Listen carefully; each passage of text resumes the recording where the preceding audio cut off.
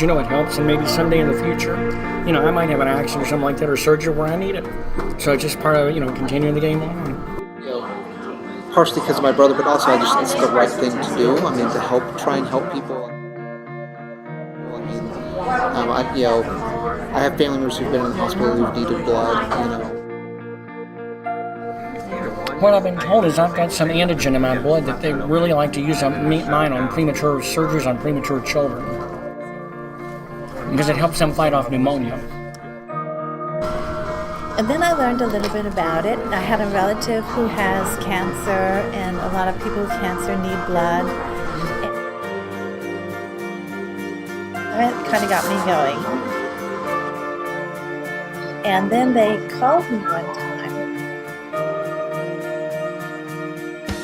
I would donate to this little boy who had cancer. They gave him a name. It was very personal, And so who would say no, really, And then I learned that you save 3 lives, they think, for every time you donate. And that's a lot of good you can do, So that's kind of, so I try to come, I try to make it, when they ask, now, I just try to make it a point to come, and I just feel fortunate that I can help her, in any way. I mean, I think you really are the lucky one if you can help somebody.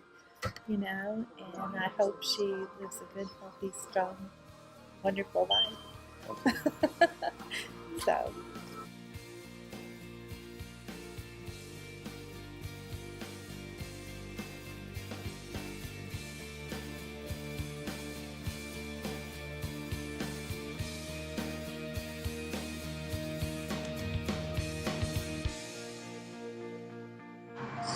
Well, I was diagnosed with leukemia Thanksgiving of 2007, so I just celebrated 7 years since my diagnosis.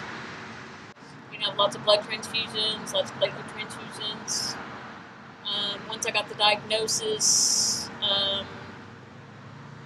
probably a week later, they had me already in the hospital starting chemo. First day I was there, got 2 units of blood. And, the next day I got platelets. A couple days later I got more blood. And it was just a continuous cycle I was there for about a month. Spent Thanksgiving in the hospital, Christmas in the hospital. During that whole 6-month process, I had over 100 blood transfusions, and about 40 or 50 platelet transfusions. I have a twin brother. We were adopted together at birth, and they immediately did a search to see if he was a match for a bone marrow donor. He was only 50%. And so my cousin said, well, you guys are adopted. You should look for your family and see if you have any other siblings. I was very blessed because they did find me a donor on the registry. Not 100% matches, but 4 100% matches. So a lot of people opt for what they call peripheral blood stem cell, or apheresis, which is what my donor did. That's where they stick a needle in one arm and take everything out and run it through a machine, apheresis machine. They pull out the stem cells, and then everything they don't use, they put back in the other arm. It's a 5-hour process where you have to just sit there literally like this. But it's not nearly as painful as everybody makes it out to be. And if people were more educated on that, I think a lot more people would be avid to sign up to be a bone marrow donor. He sent me the first card, I sent him a card back, and he basically said, "Dear recipient," and I said, "Dear donor." I said, "I do not know your name, so for now I'll call you Hercules because you're my hero."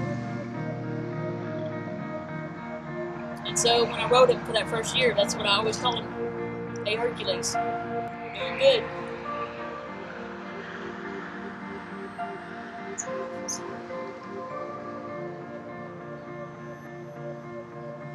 Puts everything in perspective.